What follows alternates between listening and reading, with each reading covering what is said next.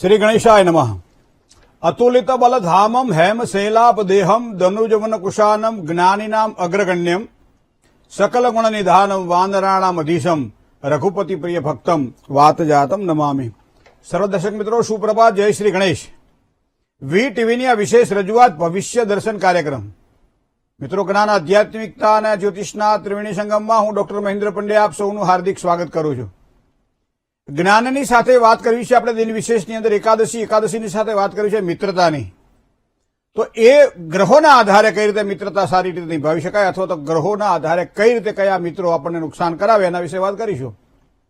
12 રાશિના જાતકોનો કેવો રહેશે આજનો દિવસ, શું કરવાથી લાભ થાય, શું કરે તો નુકસાન થાય, કયા મંત્રનો જાપ કરવો જોઈએ છે, એનું દાન કરીએ, વધારેમાં વધારે શુભત્વને આપવાવાળો સમય કયો, કયા રંગથી સારો લાભ થશે, જેની આજે જન્મ તારીખ છે, મેરેજ એનિવર્સરી છે, એના માટે આગામી વર્ષ કેવું રહેશે, અને આપના પ્રશ્નોના જવાબ ફોનના માધ્યમથી તો ખરા જ, કારણ કે લાઈન પણ ચાલુ છે, આપ ફોન કરી શકો છો અને આપના પ્રશ્નોના જવાબ અહીંયા જ્યોતિષના માધ્યમથી આપ પૂછી શકો છો। શરૂઆત પંચાંગથી કરીએ મિત્રો। તદેવ લગ્નમ સુદિનમ તદેવ તારાબલમ ચંદ્રબલમ તદેવ વિદ્યાબલમ દેવબલમ તદેવ લક્ષ્મીપતે તે દ્રિયુગમ સ્મરામી। ભગવાન શ્રી ગણેશના ચરણમાં વંદન કરીએ। 5/8/2025 અને મંગળવાર છે આજે, શ્રાવણ મહિનો, શુક્લ પક્ષ અને એકાદશી એટલે આજે 11 છે। બપોરે 1 કલાક અને 11 મિનિટ સુધી ચાલશે, ત્યારબાદ તિથિના દિનમાન પ્રમાણે ત્યારબાદ બારસની શરૂઆત થશે।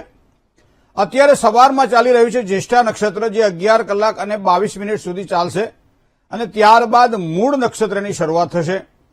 વૈધૃતિ નામનો યોગ છે આજે, વિષ્ટિકતા ભદ્રાકરણ છે આજે, જે બપોરે 1 કલાક ને 11 મિનિટ સુધી ચાલશે, ત્યારબાદ બહુકરણની શરૂઆત થશે। અત્યારે જે રાશિ ચાલી રહી છે વૃશ્ચિક રાશિ છે, જેના અક્ષર ન અને ય છે। સવારમાં 11 કલાક અને 22 મિનિટ સુધી ચાલશે, ત્યારબાદ ધન રાશિ આવશે, જેના અક્ષર ભ, ધ, ફ અને ઢ છે। 11 કલાક અને 22 મિનિટ સુધી મીછોડો ચાલશે અને ત્યારબાદ મીછોડો પૂરો થાય છે। જય ગણેશ। મિત્ર, ભેરુબંધ, ભાઈબંધ, ઘણા બધા શબ્દો મિત્રોના માટે આપણે વાપર્યા છે। સખા, પ્રિય મિત્ર, તો મિત્ર હેડા કીજીએ જેડા કુવા કોષ, પછાડે પાણી દીએ હૃદય ના આણે દોષ। મિત્ર એવો કરીએ કે ઢાલ સરીખો હોય, સુખમાં પાછળ પડી રહે અને દુઃખમાં આગળ હોય।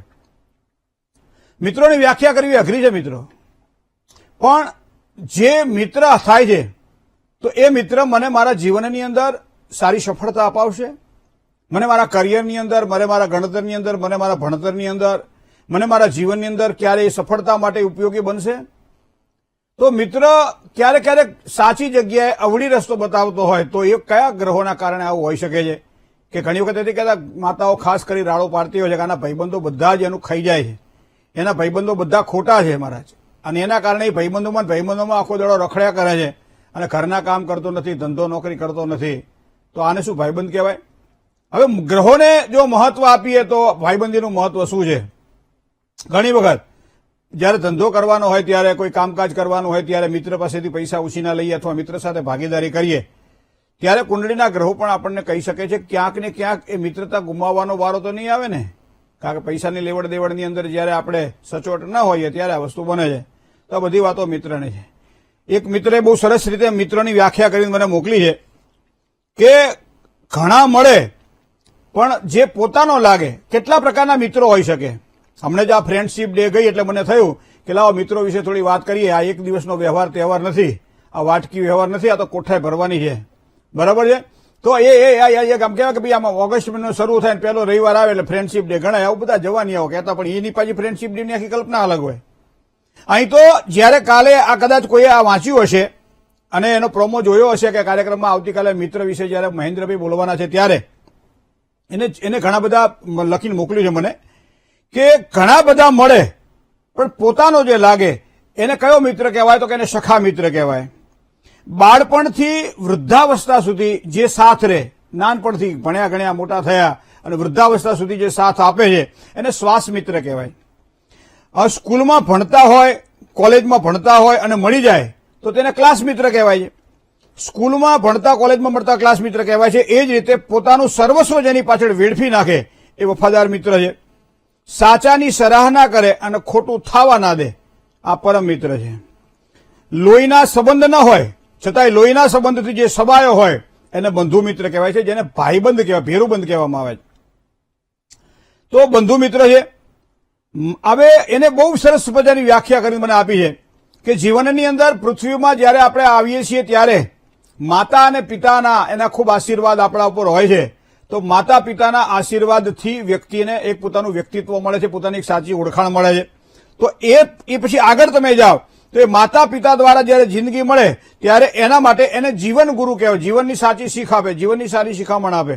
જીવનમાં આગળ વધવા માટે એક કહેવાય ને કે પોતાનું સર્વસ્વ ન્યોછાવર કરી દે અને પોતાના સંતાનો વધારે આગળ કઈ રીતે વધી શકે સતત એના માટે કોઈ પણ જાતના સ્વાર્થ વગર કામ કરે છે.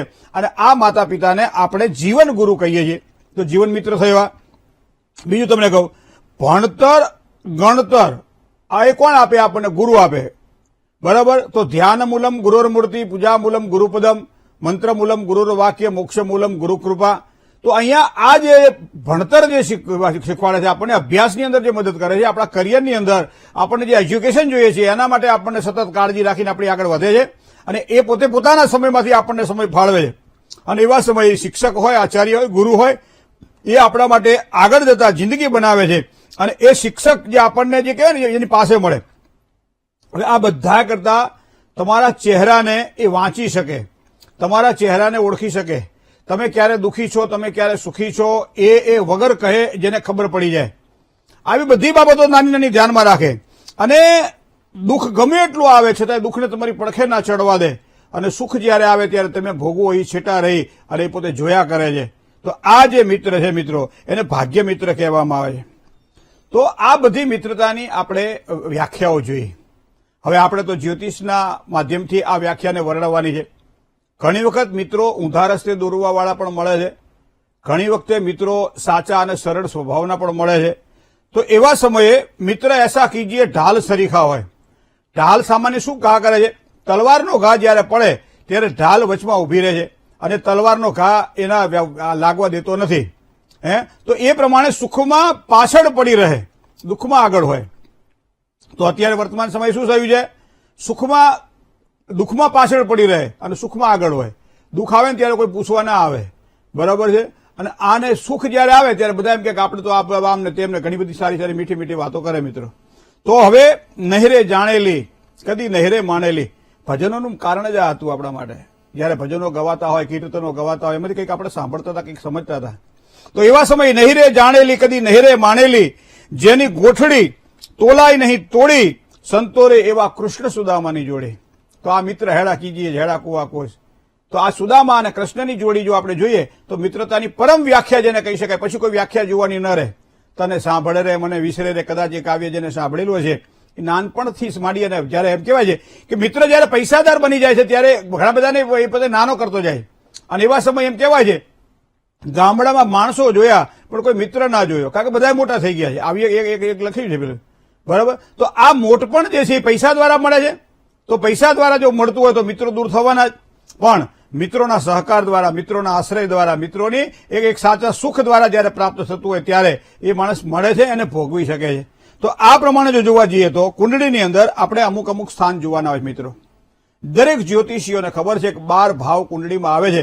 તમને તમારા મિત્ર સાથે સુખ છે કે નહીં, તમારા મિત્રો સાથે લેણું છે કે નહીં, તમારા મિત્રો તમને ઉપયોગી બનશે કે નહીં, મિત્રો સાથે ધંધો કરાય કે નહીં, મિત્રો સાથે પૈસાની લેવડ દેવડ કરાય કે નહીં.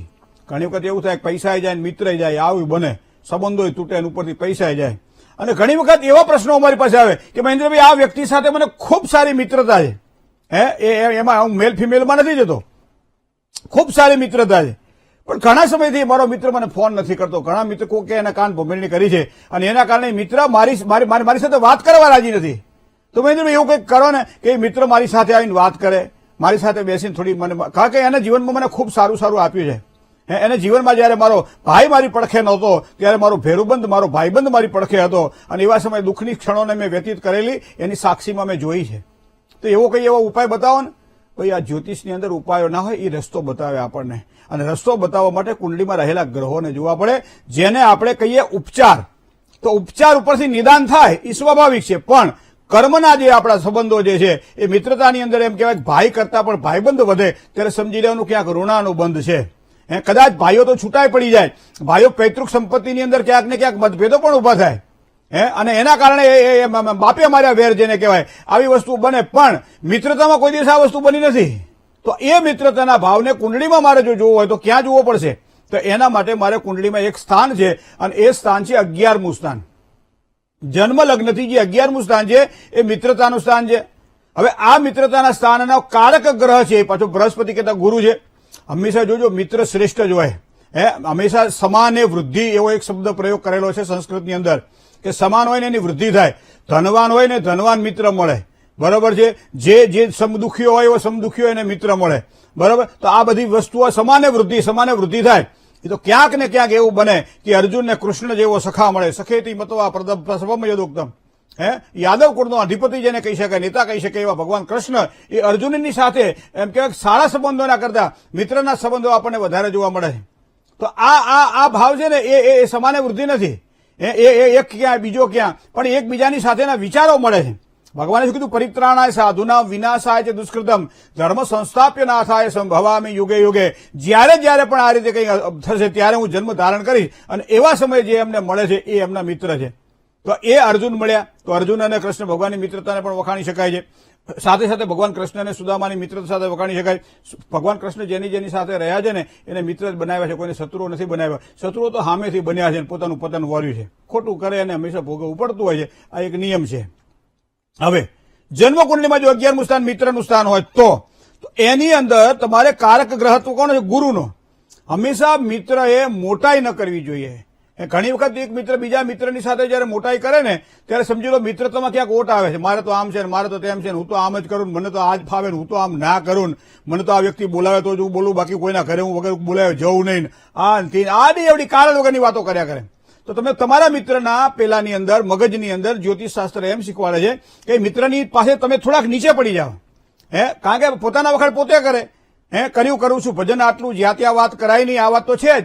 પણ આપણું ભજન આપણે જાતે જ કરવાનું. ઘણા લોકો પોતાના પગ ધોઈને પોતે જાતે પાણી પીવા ચાંદલો બાંડલો કરે, પગના અંગૂઠાની અંદર ચાંદલો કરે, અહીંયા પાણી રડે અને સરસ ભજન. એટલે આપણે હા શું ભાભી મળ્યા તને, શું ઘરવાળા મળ્યા તને, લક્ષ્મીનો અવતાર છે. કેમ કે આ દરરોજ સવારમાં તારા પગ ધોવે છે કે ભાઈ હું કપાળ ધોવે પગ જાતે હું મારા પગ ધોઈને ચાંદલો કરું છું અને મારી જાતને મહાન ગણું છું. ક્યારેક પોતાની જાતને મહાન ગણવામાં મિત્રતા જે સારી હોય મિત્રતા તૂટેના દાખલા ઘણા બધા આપણે જોયા છે. તો આવા સમયે એનો કારક ગ્રહ છે બૃહસ્પતિ. ગુરુ એ શીખવાડે છે કે તમે મોટા બનવું હોય તો વિશાળ નેત્ર રાખવા પડશે. ભાઈબંધોની જે ભૂલો હોય એ ભૂલોથી એને ટકોરવો પડશે અને જે ભૂલો કરતો હોય તો એને પાછો વાળવો પડશે. ભાઈબંધની યારે વ્યસન કરે ભાઈબંધી ક્યાંની મિત્રો? ભાઈબંધનું વ્યસન છોડાવે અને વ્યસન કરો સત્સંગનું અને ભવદધી ઉતરો પાર. આવા વ્યસન કરાવે, હારા વ્યસન કરાવે કે જે સત્સંગનો વ્યસન હોય, કોઈની સેવા કરવાનું વ્યસન હોય, દવાખાનાઓમાં જાય, હોસ્પિટલોમાં જાય, ફળફળાદી દાનમાં આપે, દર્દીઓની સેવા કરે. તો આ 11મું સ્થાન છે મિત્રો. પણ ઘણી વખત એની માતા પણ એના મિત્ર બની શકે છે. એના માટે જન્મકુંડલીમાં 4થું સ્થાન જોવાનું હોય છે. એનો પિતા પણ એનો મિત્ર બની શકે છે.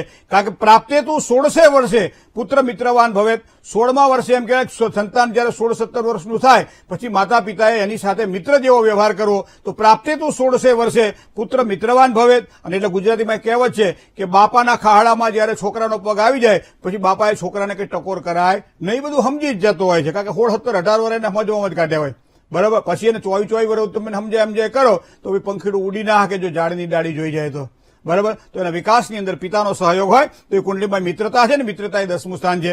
તો 11મા સ્થાનને જુઓ, 4થા સ્થાનને જુઓ, 10મા સ્થાનને જુઓ. પત્ની પણ સારા મિત્ર બની શકે છે, પતિ પણ સારો મિત્ર બની શકે છે. તો 7મું સ્થાન જુઓ. નાના ભાઈ બહેન ઘરની અંદર હોય એ પણ મિત્ર જેવો વ્યવહાર કરે. વહેલા મોડા આવો, કામ ના કરો તો ટકોરે અને સાચી જગ્યાએ તમને લઈ જાય એ 3ય સ્થાન જોવામાં આવે છે. મોટા ભાઈ ભાંડુઓ માટે 11મા સ્થાનમાં મિત્ર સ્થાન સાથે એને સંકળવામાં આવે છે. શત્રુઓ પણ ક્યારેક મિત્ર બની જાય મિત્રો. ઘણી વખત આપણે ધંધાની અંદર કોઈની સાથે ભાગીદારી કરીએ અને એની સાથે લેણું ન રહે પણ છતાંય આપણે એની સાથે મિત્રતા ટકાવી રાખીએ. 6થું સ્થાન છે. તો આ બધી જ બાબતોમાં ક્યારેક આપણે પ્રવાસ પર્યટન કરતા હોય અને એવા સમય કોઈ આપણને સારા મિત્ર મળી જાય અને મિત્રતા લાંબા સમય સુધી ટકે. તો મિત્રો આ બધા જ્યોતિષની કાલગણનાને જો ધ્યાનમાં રાખવામાં આવે ત્યારે કોઈ પણ વ્યક્તિની સાથે જયારે મિત્રતાના સંબંધો રાખતા હોય ત્યારે કુંડલીમાં ગ્રહો જો મજબૂત બનતા હોય તો આ મિત્રો હંમેશા લાભકારક રહે છે. જે દરેક ક્ષેત્રની અંદર એને સહયોગ સારો આપે છે. પણ જયારે કુંડલીમાં આ સ્થાનની અંદર ખરાબ ગ્રહો પડેલા હોય, ખરાબ ગ્રહોની જયારે દ્રષ્ટિમાં હોય ત્યારે મિત્રતા કરવામાં ખૂબ સાવધાની રાખવી પડે. આ પેલા બ્રેકઅપ વાળી વાત નથી હો, આ તો સાચા મિત્રની વાત છે મિત્રો. તો એ વાતને આપણે જ્યોતિષના માધ્યમથી સમજીએ અને સારા મિત્રો બનાવવા માટે પ્રયત્ન કરીએ. જ્યોતિષની એ સાચી સલાહ છે. જય ગણેશ.